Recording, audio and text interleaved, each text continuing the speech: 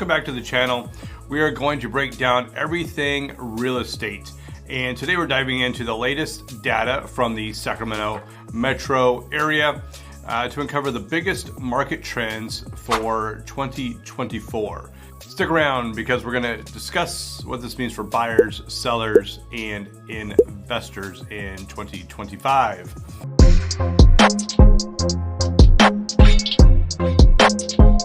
So thank you so much for tuning in.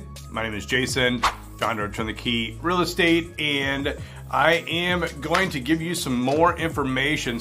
So let's get started. December 2024 marked an intriguing end to the year in real estate. Let's dive deeper into these numbers and see what it means to you and what the market dynamics are. So homes for sale dropped dramatically, 27.6% from November, which is a pretty big change.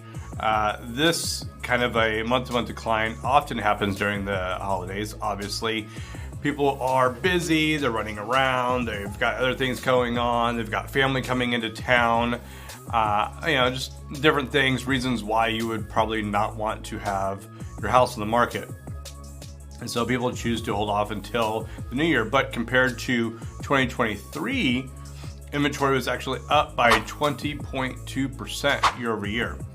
This is an increase that indicates growing confidence among sellers, likely due to demand that we saw throughout 2024. Now, if you remember, a lot of people were talking about this is the year of the fives. In the beginning of 2023, we're going to see 5 million homes sold. We're going to have interest rates in the fives, all these different things. That didn't happen. Not in any way close. Now, new listings came in at 945, which is down 37.8 from last month, but slightly up over year by 6.7%. This dip compared to November can also be attributed to seasonal trends. However, the year-over-year increase is a sign that more homeowners are feeling ready to test the market, perhaps driven by the rising home values. There's a little sneak peek, but we'll talk about towards the end, like I said, what happened in the values, but I'm also stick to the very end, and I'm going to give you my forecast of what I think is going to happen this year. Drop your comments below what you think might happen. More homes on the market, or will prices go up, or both? Are interest rates going to come down? I'd love to hear your thoughts, and so like I said, drop those below. Closed sales were down 5.9% from November, but here's the kicker. They were up 11.2% compared to last year. That is a substantial jump and highlights how strong buyer demand has been. Again, there's kind of a theme here that regardless of what the rates have done in the last year, there's still been a strong buyer demand. Buyers are clearly motivated, likely by the combination of lower interest rates than the year before, because we were getting up around 8. I think at one point we were above 8 in 2023. And a fear of future price hikes. So again, like if rates aren't going to go down much, but prices are going to continue, then it's better to buy now than to wait. I actually heard one of my agents recently was talking about how there's a cash buyer they just talked to that was waiting for a few months before he wanted to make a purchase. That makes no sense, because if rates do come down, so there's nobody expecting them to go up. There may be like one or two sources out there that are doom and gloom, but nobody's expecting them to go up. Everybody's expecting them to come down. How far they are going to come down, we don't know. I don't have a crystal ball.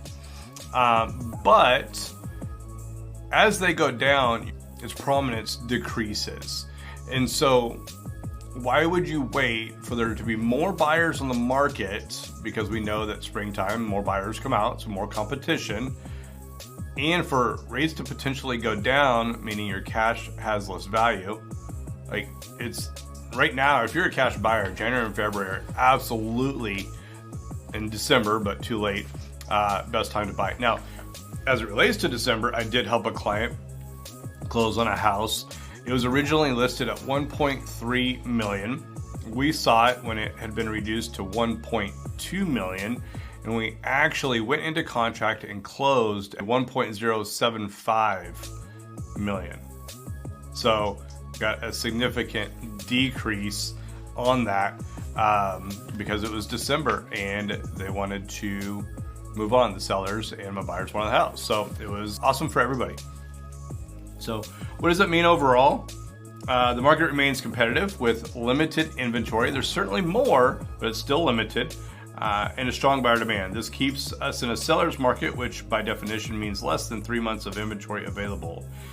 If you're a buyer, this explains why homes are still moving quickly despite seasonal slowdown. Are homes being listed on a Thursday and multiple offers by Monday? No, that's not what's happening anymore. It's not 2020, 2021, 2022 when you had literally lines around the house.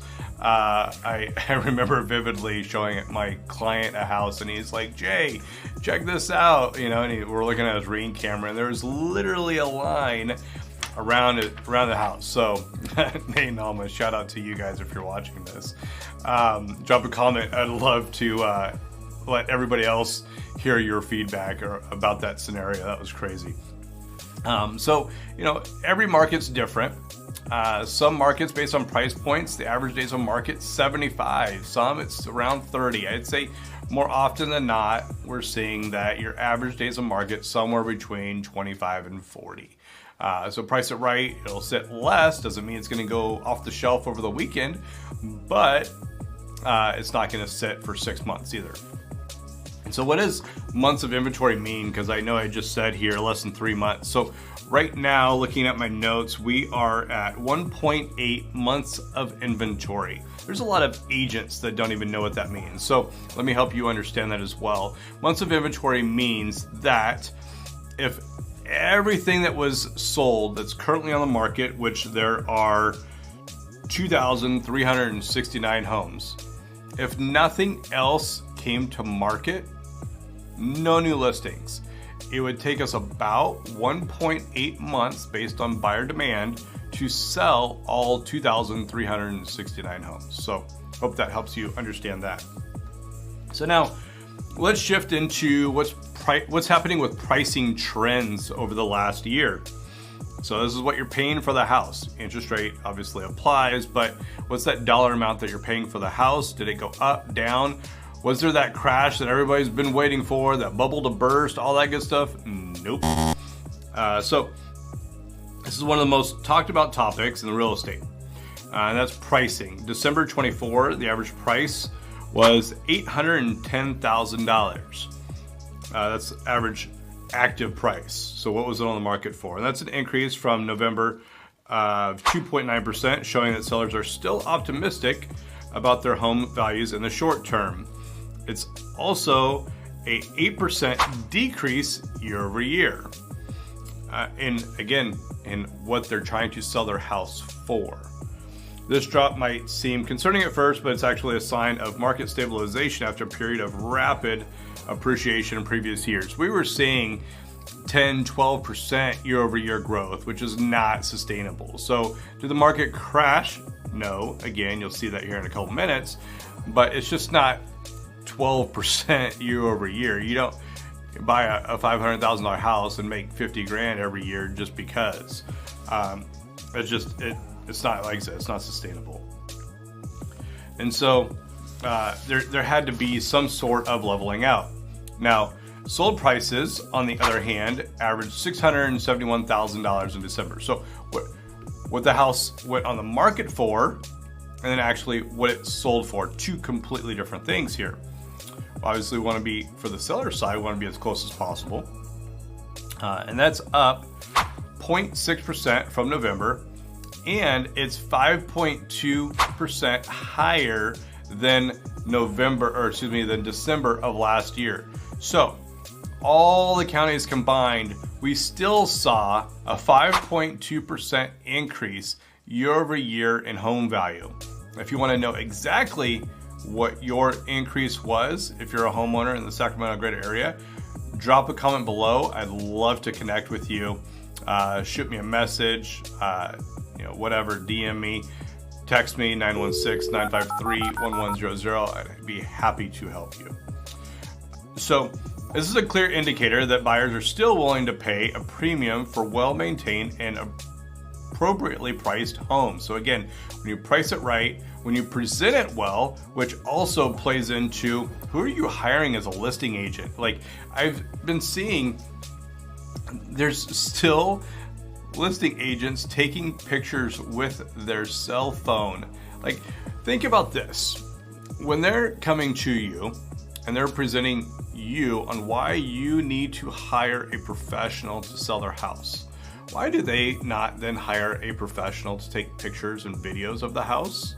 I mean, I have conversations with my videographers and photographers about what are we going to do? What's their perspective? What do I think? What do they think? What's the seller? Who's the buyer? All these different things that come into it before we even have them do their job and help present your property in a professional manner. So again, I would highly encourage you when you are investigating and looking for or interviewing that listing agent, see what they're going to do and how they're going to market your house for you too. So the divergence between active and sold prices also tells us while sellers might start high, buyers are setting the ultimate value of a property. Again, a house is worth what somebody is willing to pay for it. So regardless of your pie in the sky theory and how much you love your house and all that good stuff, it's worth what somebody will pay for it, and that's what the market will dictate. So for example, let's say a home in East Sacramento is listed for $850,000, but ultimately sells for $810,000. Still a strong sale, but especially considering the many sellers in markets that have had to reduce their prices, about half the time we're seeing price reductions right now. Sacramento market's resilience is a testament to its desirability and driven by a mix of affordability, amenities, and proximity to the Bay Area, or those relocating from the Bay Area because of its affordability. So is California an expensive place to live? Yeah, but incomes typically rise with those expenses too, and it's way more affordable if you can maintain your job from the Bay Area that's paying you those incomes. So let's shift now into buyers and sellers insights. What are you as a buyer or seller seeing? Let's break this down into actionable insights for buyers and sellers. Sellers, listen up. The median days on market in December jumped to 40 days, up from 34 in November. So that's about 10%, a little over. This longer timeline means buyers are taking more time to evaluate their options. Pricing your home competitively from the start is crucial to attract offers quickly. How many times have I said that already in this video, let alone all my other content? Price it right from the beginning. And yes, you're not the only one at the dance anymore. And come spring this year, you're definitely not going to be the only one at the dance. There's going to be more inventory. And I guess I spilled the beans of what I thought there. You've got to present your house well. And even then, the seller or the buyers are still going to be looking around at what's going on in your neighborhood. I remember back in the day, 2021, 22, we never looked at multiple houses. It was like, hey, those are your parameters. Cool. Here's the one house I can show you. Hope you like it. And we should probably write an offer before we even go see it. It's not how it is anymore. For example, if similar homes in your neighborhood are selling for $650,000 to $700,000, pricing yours at $750,000 is gonna make it sit a little longer. Again, that's how we used to comp out homes back in 2020 to 2022. You took the highest sold and then you increased it by 25, 50 grand based on its price point. And then you sold it at that. And then the next one did the same thing. That's not how it happens anymore. You've got to look at seasonality. You've got to look at demand. You've got to look at the house specifically. All these things factor, which is again, why it's important to hire a professional. Somebody that does this every single day or is on a team of people that do this every single day, because this is your biggest asset at the moment that you're either buying or selling. So pricing it at $680,000 would generate even more interest But now, if the average is 650 to 700, keep that in mind. You might want to price it at the low because more people can afford it, and then you're going to potentially have more offers. Now, buyers, this is your time to shine. With fewer homes being sold or listed, it might face less competition, especially for higher priced properties. This is a great time for those move-up buyers. Absolutely. But don't wait too long, because we are still seeing homes on average sell at about 99% of their asking price. To give you an edge, focus on properties that have been on the market for more than 30 days. So they probably haven't done a price drop. They definitely don't have multiple offers, and then you can help get the best value possible. So, and not to mention, you can also build in closing cost credits. You can buy down that rate. I think that's going to be a big topic this year, as rates probably aren't going to decline like everybody wants it to. We shall see. So what's expected in 2025? Here's a prediction. Here's my crystal ball. Based on current absorption rate and inventory levels, we're likely to see continue price stabilization. Now, I think in this Sacramento market, we're going to see 6.5% increase year over year. So a little bit higher than last year. Nothing crazy, but I think we're going to see an increase. And so here's two potential scenarios. If interest rates stay where they are, buyer activity will remain strong, but not coming out of the woodworks, potentially pushing prices up slightly. But if they rise, we would obviously see a cooling effect. Part of this is some ChatGPT references, and no shit, ChatGPT. Yes, if interest rates go up, prices have to come down because it's an affordability issue. So where should you be looking this year? I think people still are looking for that a little bit bigger backyard. They're not really comfortable with the patio home yet. Although Zillow's #1 word used last year was cozy. So if you're marketing to somebody and you have a 3-bedroom, 1-bath, or a 3-2, and it's a little bit on the smaller end, use cozy in the word, because more people are looking for that term when making their purchase. So again, I think that we're going to see, like I said, about 6.5% increase. I think that inventory will also increase. So houses for sale, I think that if we are at 2369 homes on the market December of 2024, I'd be willing to bet that we're probably closer to that 3,000 number in December of 2025. Homes sold in November of 24 looks like 1386. And I'd be willing to bet that that number is closer to 2,000. So come back at the end of next year, and we'll talk about that. Please stick around, though, throughout the year. So what's your next move? Whether or not you're buying, selling, investing, understanding these trends and staying on top of them is hugely important.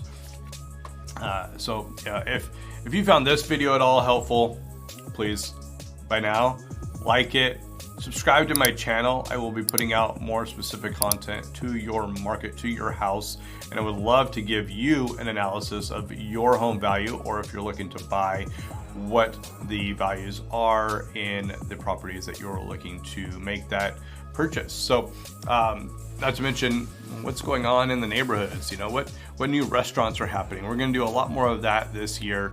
If you're listing your house, we're not going to show as much about the house as what happens when people move into your neighborhood. What does your neighborhood have to offer? Because that's why people will buy a specific house, because maybe it's close to Costco, close to Target, maybe it's close to restaurants. Those different things, walkability, those are factors into why specifically moving into a neighborhood. So thank you so much for watching this video. Hopefully you stuck around this far, got some value out of it, and Again, share this with somebody that might be wanting to move to the area. And again, thanks so much. Talk to you soon.